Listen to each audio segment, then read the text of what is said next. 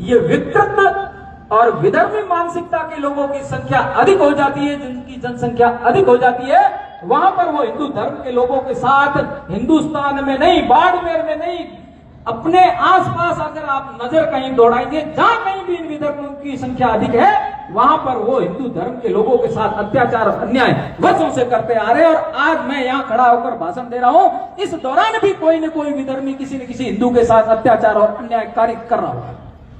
लेकिन हम लोग केवल यहाँ खड़े होकर भाषण देना जानते हैं, रैलियां निकालना जानते हैं और प्रदर्शन करना जानते हैं, किन्हीं न किन्हीं रूपों में अपने अपने स्वार्थ सिद्ध करना जानते हैं। लेकिन हम लोग उस आदमी की पीड़ा को आज दिन तक नहीं समझ पाए हैं जिसके साथ में अत्याचार और अन्याय हो रहा है। बहुत ही सोचने वाली बात है। उसका कारण क्या है? हम लोग यहाँ मंच के ऊपर खड़ा होकर भाई साहब अभी भाषण दे रहे थे, कोई जातिवादी नहीं है, सब हिंदू हैं, फलाना है, वो है। लेकिन जब हिंदू के ऊपर अत्याचार और अन्याय होता है तब जातियां कहां से आ जाती, जातियां क्यों प्रकट हो जाती? ये बड़े दुख की बात है, ये सोचने वाली बात है कि कहीं ना कहीं हम जातीय बंधनों से बंधे हुए हैं। हमें इसके ऊपर विचार करना होगा। हमें अपने अंदर की सोच, जो अंदर के जो विचार है, जैसा मैं बोलता हूं, जैसा मैं दिखता हूं, वैसा मैं होना भी चाहिए। मैं बोलता कुछ और हूं, दिखता कुछ और हूं, तो ये बहुत ही सोचने वाला विषय।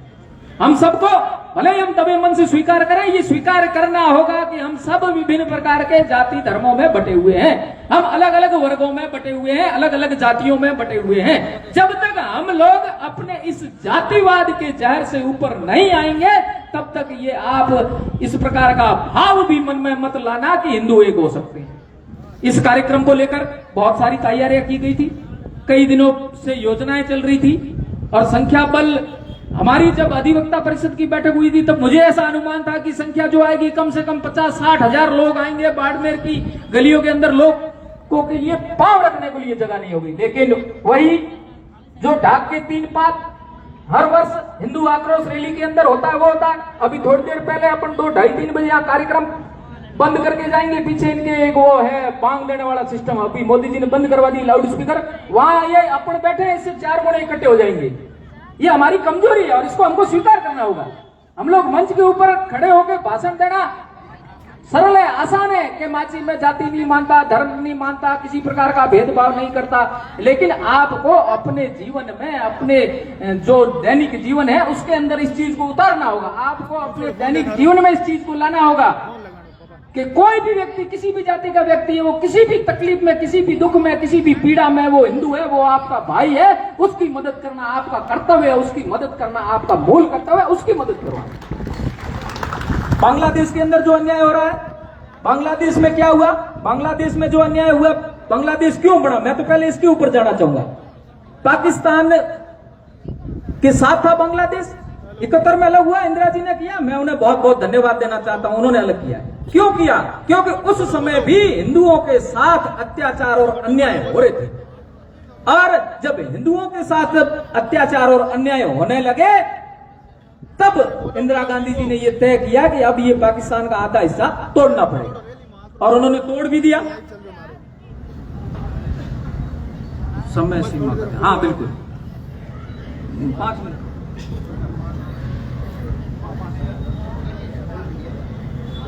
अब या तो अब मेरी छोटी सी जो बात बाकी रह गई है, पीछे वक्ता बहुत अधिक है, भाव मेरे अंदर बहुत सारे समाहित थे और मैं उन्हें प्रदर्शित करना चाहता था, लेकिन वक्ता बहुत अधिक है तो इनकी भी मजबूरी है।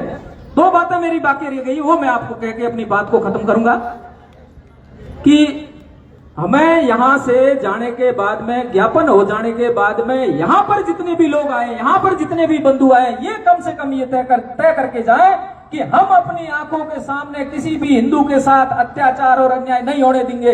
हम अपनी आंखों के सामने किसी भी हिंदू के साथ यदि कोई अत्याचार और अन्याय करेगा तो उसका प्रतिकार करेंगे।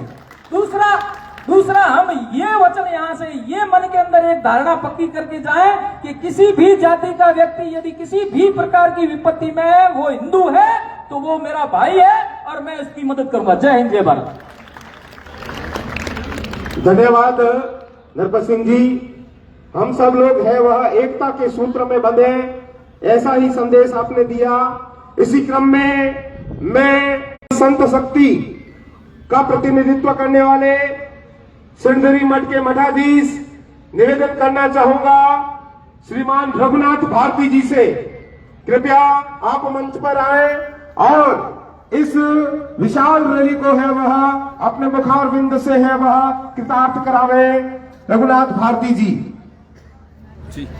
चंद्रोदभासित शेखरे स्मर हरे गंगाधरे शंकरे सर्पैरभूषित कंठकर्ण विवरे नेत्रोत्थ वैश्वानरे दन्ते त्वकृत सुंदरांगरधरे त्रैलोक्य सारे हरे मोक्षार्थं कुरु चित्तवृत्तिमचला मन्येस्तु किं कर्मभिः। ओम शांति शांति शांति।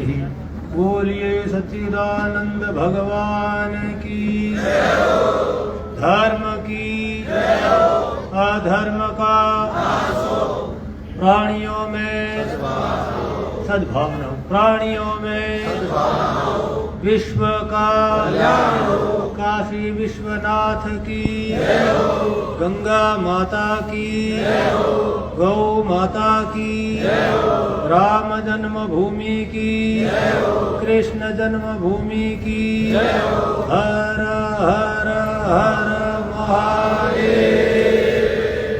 जय हो। सच्चिदानंद घन परमात्मा अंतर्यामी और अधिष्ठान रूप से सभी प्राणियों के भीतर बाहर विराजमान है। जगदीश्वर भगवान का पवन स्मरण करते हुए हिंदू आक्रोश रैली में अपना सानिध्य प्रदान करने वाले पूज्य संत वीरेंद्र जगरामपुरी जी महाराज, मोटनाथ जी महाराज, कुशालगिरी जी महाराज, सभी संतों के पावन चरणों में वंदन करते हुए पधारे वे सभी धर्म प्रेमी सज्जनों को सादर हरे राम हरे कृष्ण। बांग्लादेश की समस्या पे आज हम लोग यहाँ इकट्ठे हुए हैं, पर ये बांग्लादेश एक जगह की समस्या नहीं है, ये पूरे विश्व की समस्या है। क्योंकि जो ये समस्या पैदा कर रहा है वो दिखने में तो आदमी है, पर आदमी है नहीं, वो मनुष्य है ही नहीं। हमारे क्या है कि भारतीय संस्कृति में मां हिंसा सर्वभूतानि का पाठ पढ़ाते नहीं लगाता, किसी भी प्राणी की हिंसा मत करो, आदमी हो या पशु हो, पक्षी हो, कोई भी हो, सभी की रक्षा करो। परंतु उसमें आगे भी लिखा है अन्यत्र तीर्थे भी, उसको बराबर पढ़ा नहीं लगता है। तीर्थम नाम शास्त्रानुज्ञात विषय है, जिसको मारना है किसको मारना उसके लिए भी वहां विधान किया है शास्त्रों ने। तो जो रोग के कारक जीव है, विषाणु है, बैक्टीरिया है, उनको नहीं खत्म करोगे तो वो क्या करेंगे, वो आपको खत्म कर देंगे।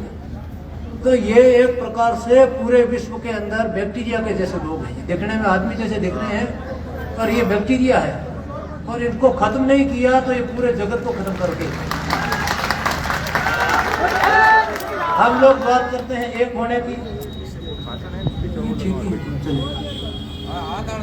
एक होने की बात कर रहे हैं, जातियों में मत बांटो, एक हो जाओ, पर एक भी हो जाएंगे गीदड़ों का समझ क्या कर लेगा।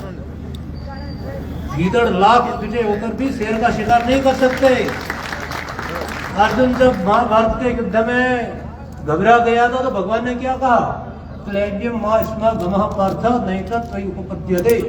हे अर्जुन तो कातर बन पर अंधड़ा मत बन, क्लब्य बोलते हैं नपुंसक को, नपुंसक मत बन, तेरे अंदर पौरुष होना चाहिए। हिंदू एक भी हो पर हिंदू पौरुष वाला होना चाहिए, कायर हिंदू काम का नहीं है। आज यहाँ बैठ करके सभा कर लेंगे, उनको बांग्लादेश वालों को क्या फर्क पड़ जाएगा बताओ। परंतु हिंदू यदि पौरुष वाला होता, एक होता, एक यहाँ से बैठे बैठे आवाज लगाते कि कल से किसी हिंदू भाई की तरफ देख लिया तो ये बाड़मेर से लेके बांग्लादेश तक आपका कोई बैक्टीरिया जीवित नहीं बचेगा। जय जय श्री राम। हो सकता है, इलाज हो सकता है, तुरंत इलाज हो सकता है। ऐसी गलियों में लाख सभा कर लो, कुछ फर्क नहीं पड़ने वाला है, क्योंकि जब तक दवाई नहीं देंगे धमकी से बैक्टीरिया मरने वाले नहीं है। बैक्टीरिया को इंजेक्शन देना पड़ेगा। इंजेक्शन देने के लिए तैयार होते हो तो सभाएं करो, और इंजेक्शन देना नहीं है, सभाएं करनी है तो उनको कोई फर्क नहीं पड़ेगा। अभी हमारी सभा पूरी होने के बाद बहुत सारे लोगों को और रोगी बना देते हैं। तो ऐसे हिंदुओं का निर्माण करो जो संगठित हो ही हो, पर उनके अंदर पौरुष हो। और संगठित हिंदू होकर के हम यदि उनको इलाज नहीं कर सकते हैं तो सभाव करने से कोई फायदा नहीं है। तो मेरा ये संपूर्ण हिंदू समाज से आग्रह है कि जो पढ़ गए हैं मां हंस्या सर्वभूतानि, उसके आगे वाला वाक्य पढ़ ले, अन्यत्र तीर्थे ब्याह, तो ठीक रहेगा। ज्यादा भाषण देने की जरूरत नहीं है। हम सब लोग जानते हैं, बैठे बैठे खूब भाषण देते हैं पर इलाज कुछ होता नहीं। आज तक मैं कई वर्षों से सबसे समझ रहा हूँ, तब तक हम लोग जब भी घटना होती है इकट्ठे होते हैं और वापस घर जाके बैठ जाते हैं और वो अपना काम शुरू रखते हैं। यदि वास्तव में पूरे जगत के अंदर शांति स्थापित करनी है, मानवीय सभ्यता ही नहीं संपूर्ण प्राणियों के कल्याण का यदि विचार रखना है, तो इस बैक्टीरिया का इलाज करना होगा। इसी कामना के साथ हरिओम तत्सत। इस मंच के माध्यम से समस्त हिंदू समाज को है वह संकेत रूप में है, वह रघुनाथ भारती जी ने कहा है कि हम सब एक हो जाएं, एक होंगे, नेक रहेंगे, हमें जात पात की विदाई करनी है। एक बार वही स्लोगन ऊंची आवाज में हम लोग बोले, जात पात की करो विदाई, हम सब हिंदू। दोनों हाथ उठाकर जात पात की करो विदाई, जात पात की करो विदाई। इसी क्रम में मैं निवेदन करूंगा आदरणीय अधिकम दास जी बोथरा, माननीय जिला संघ चालक बाड़मेर।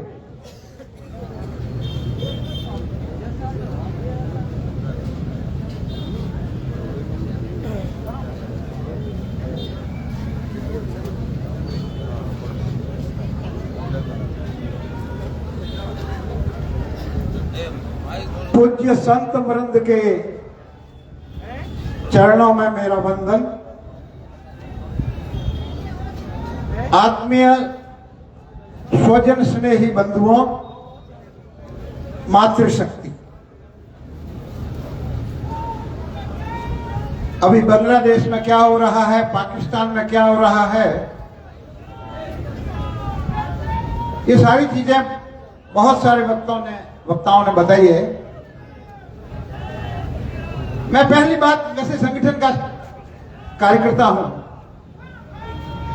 इसलिए संगठन की बात करके बांग्लादेश का जन्म कैसे हुआ, उसकी भूमिका क्या रही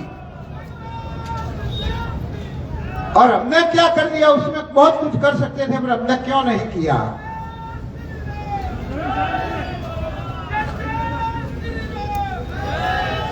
ये जो महानुभाव पधारे हैं उनसे मेरा निवेदन रहेगा, आगे स्थान है, आप यहाँ आगे आ जाएं और यहाँ जहां हमें स्थान मिल रहा है वहीं पर बैठ जाएं। बटेंगे तो कटेंगे और एक रहेंगे तो सेफ रहेंगे। अभी मंच के माध्यम से बताया कि ये मात्र नारा नहीं है।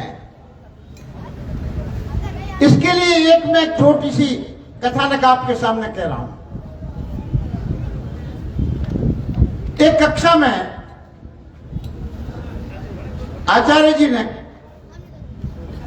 कुछ होशियार बालकों के सामने 10 एक ही प्रकार के नक्शे दिए। नक्शा भारत का ही था और उनको आगे पीछे फाड़ करके उनके सामने दे दिए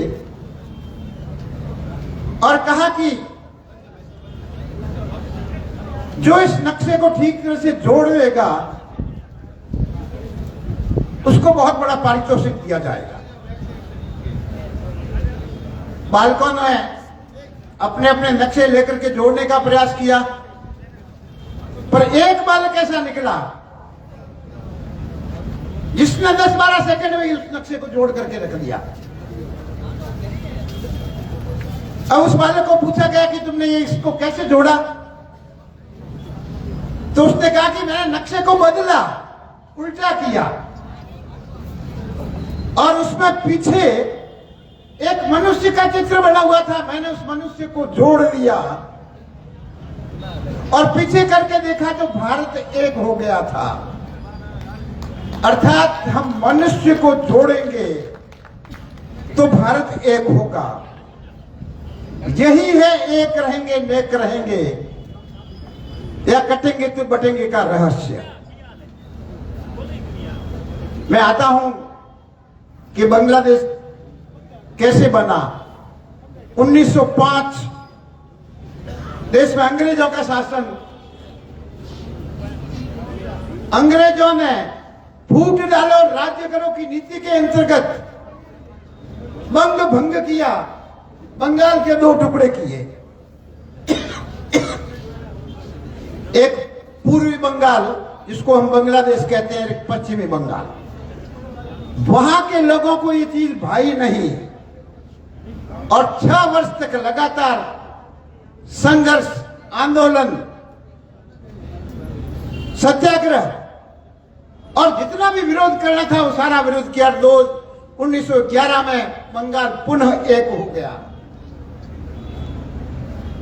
बंधुओं, उस समय बंगाल वही था, और ठीक 36-37 वर्ष बाद में उस बंगाल के टुकड़े नहीं कर दिए, भारत के भी टुकड़े कर दिए,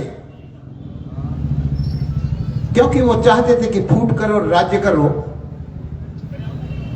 और हमने चुपचाप सहन कर लिया उसको, बहुत आराम से सहन कर लिया। यही फूट डालो, राज्य करो और तुष्टीकरण की नीति ने 1919 में गांधी जी के नेतृत्व में जिन लोगों ने आंदोलन किया, आंदोलन का हमारे कोई मतलब नहीं, तुर्क के देशों, तुर्की से मतलब था,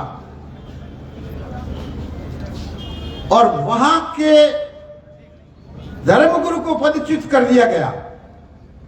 उसके कारण हमारे यहां पर आंदोलन हुआ। यह थी तुष्टीकरण की नीति। 1921 में केरल में मौपुलाओं का आंदोलन हुआ।